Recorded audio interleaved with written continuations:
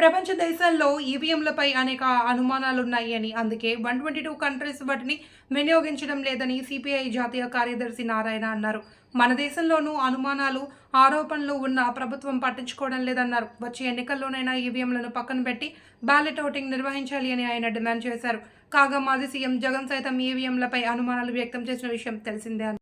Yes, this is the time to discuss about the EVMs. Throughout the world, 122 countries, there is no EVM system, including the leading countries. All countries are banned of the EVMs, and they are going for the paper ballot, including America, Japan, everything. Such a worldwide accepted of that EVMs is doubtful. Then why this India is not accepting that?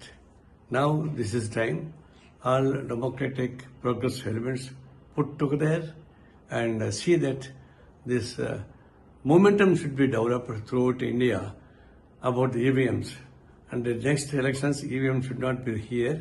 Such a movement it is necessary, and we demand the central government also should discuss about this and withdraw the EVMs. Otherwise, it is encouraging the false and manipulated results.